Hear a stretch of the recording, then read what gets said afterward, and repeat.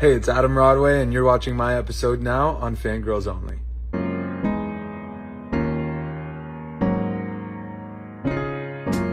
Hello, everyone. Welcome to this week's episode of Fangirls Only. I'm your host, Vanessa Fermo, and today we are here with Adam Rodway. So, welcome to the podcast. Thanks for having me, Vanessa. Excited to be here. No problem. So, would you like to introduce yourself to everyone watching? Yeah, so my name's Adam. I go by Adam Rodway for music, and I'm a singer, songwriter, recording artist, performer from Markham, Ontario, which is just outside of Toronto. But I currently live in Toronto and work out of Toronto. And yeah, I make music and love to do it. So yeah, that's a little bit Nice. about. Amazing. All right, so you're releasing a new song tomorrow, which by the time this will be out, it'll probably be like a week or something, called Wait for You. So, what was the inspiration behind the song? Yeah, so it kind of sprung from a lyric I wrote a while ago. I just kind of wrote it down, and it was I don't wait for no one, but I'd wait for you.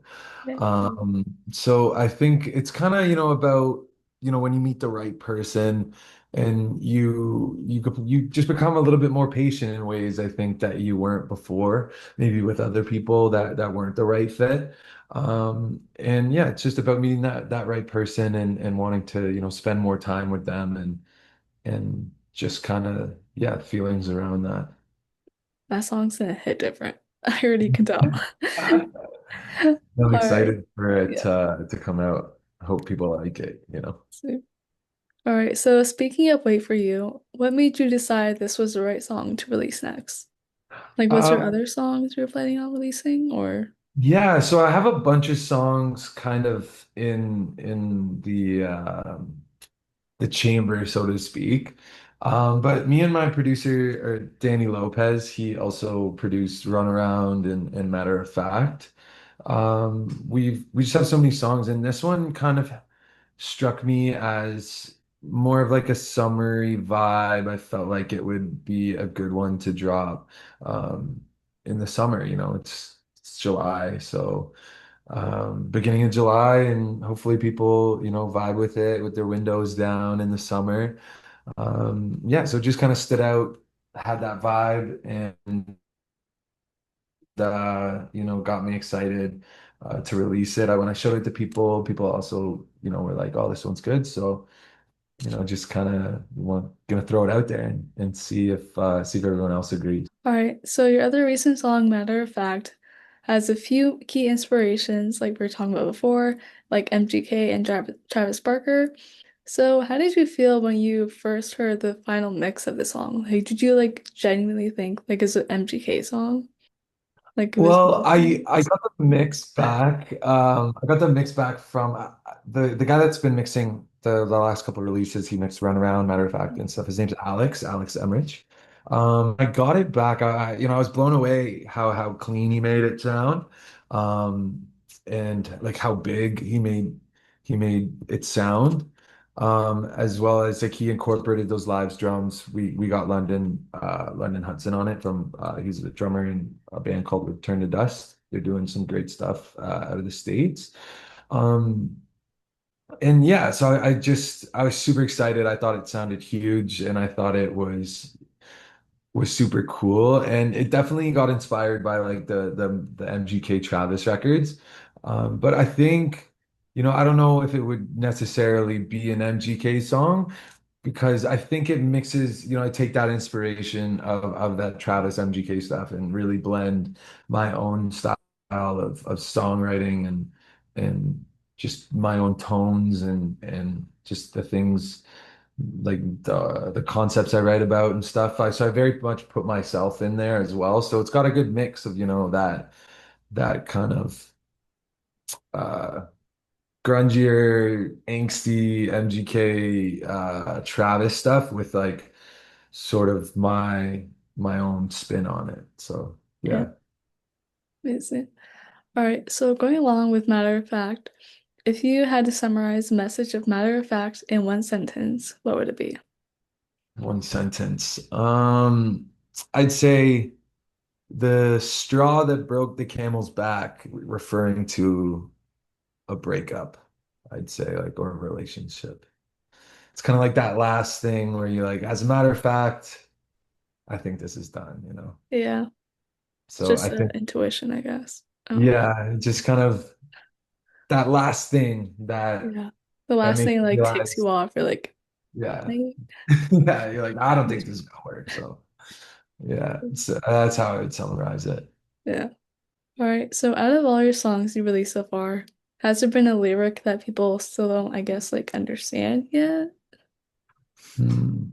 or still confused? I was kind of thinking about this the other day, and I there is one that I came to, and I don't know. I mean, some people might get it, some people might not. And I have a song called "Enough for You," and I say, "Why do I close my eyes to see it?"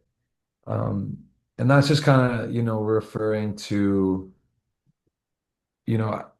I have to close my eyes and kind of because it's not in front of me. It's something that I can't see with my eyes, so I have to close my eyes and almost dream about it to see it because it's not necessarily real. Oh, Um, so I don't know. I think typically I kind of get to the point, like I kind of have a good way of getting to the point with my lyrics. Maybe down the road and some more stuff I'll be a little bit more metaphorical or hide some little things in there. But yeah, I think, yeah, why do I close my eyes to see it? Kind of came to mind. dude, that's good. All right. So you were a Virgin Radio feature star back in December, which is so crazy. Like I was going, wait, what? Sorry. That's my English. What was going through that phase in your life while Runaround was like on the charts, like on the radio? Like what Yeah, was that so era, I guess? I mean, it's still on radio, which is wild. So it's been on that Billboard chart, Billboard Canada Top 40 for, I think this week marks 30 weeks. It's still like, oh my Uh, gosh, damn. yeah, so right now, currently, I think I'm at number 11 on the chart, on the top 40 chart. Oh my So God. yeah, and it was crazy because it kind of started off. I think I came in, I got somewhere in the 30s, and then just slowly started climbing, and then it reached number 10. So it got top 10, I think 27 weeks into it being on that chart, which was super cool. So it was like a slow climb. And I still can't really even believe it. I mean, I've just dreamed of, like, seeing my name next to all those people on that chart, all those big names and stuff. And to see my name next to them has always been a dream, and it really is a dream come true. So, and I think it's just really given me that extra push to work harder and write more songs and play more shows because now, it's starting to get a little traction and you can sort of see it impacting people in different ways when you get messages and people being like, "Oh, I love your song. Like I listen to you when I'm going through this, and your song is helping me get through it," which is kind of the whole point of why I want to do music in the first place. Because I think it's, the only thing I've ever wanted to do is, write about the things um, that aren't necessarily easy to talk about necessarily. Um, so that's why I kind of resort to writing them in songs or writing them down. And when I hear people, take those songs and internalize it in a way that helps them, like that's what it's all about. So I think, yeah, it's still going, and I just gonna take it and keep using it as fuel. That is crazy though. All right, so here's the last question. So I saw you did a performance a few weeks ago for North by Northeast, which I was supposed to go to, and I still have FOMO. So how was that performance, and do you think you approach performing differently now than you did a few years ago? Yeah, so that performance I think was the best one I've done to date. We spent a lot of time rehearsing and going through and making sure that the order, the set list was a cool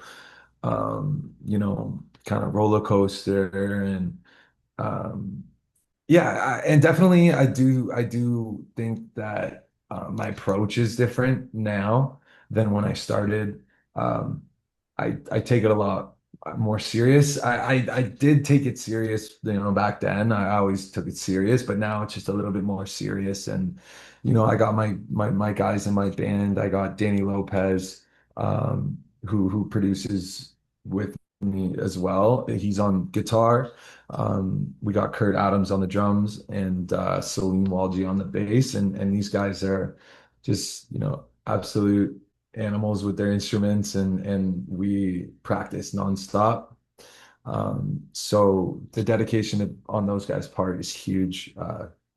And I another thing, at the beginning, I may have had, like when I started performing, there were maybe a couple instances where I had maybe a couple too many beers. Oh no. Oh no. It all worked out. It was Yeah. only, but a couple of the lyrics missed here and there. But now, I don't. I don't do that, one or two max before the show, just Yeah. take the edge off, whatever. But yeah, I approach it in a different way now. I think I'm getting a lot more comfortable up there and in my performing and my playing and my singing. So it seems like it's all coming into place, which is nice. Yeah, especially at that last performance. Was it for Billboard? Yeah, yeah. So it was Yeah. the North by Northeast like Billboard collab. There was Yeah. a couple of different shows around the city, and yeah, we got the headline that, which was super cool at the Dance Cave. Yeah, because I don't think you want to be drunk for that. Just in case you want to network after. You're just like, hey, we're walking on. He's like, "Ooh." No, yeah, no, no. Like I said, I don't do that anymore. That's fair. It's You never know. You never know who's gonna be there. no, exactly. Yeah, you got to stay professional. Yeah. Well, that was all the questions. So thank you so much for coming on. It's great having you. Of course. Thank you so much, Vanessa. No problem. Okay. Goodbye. Bye.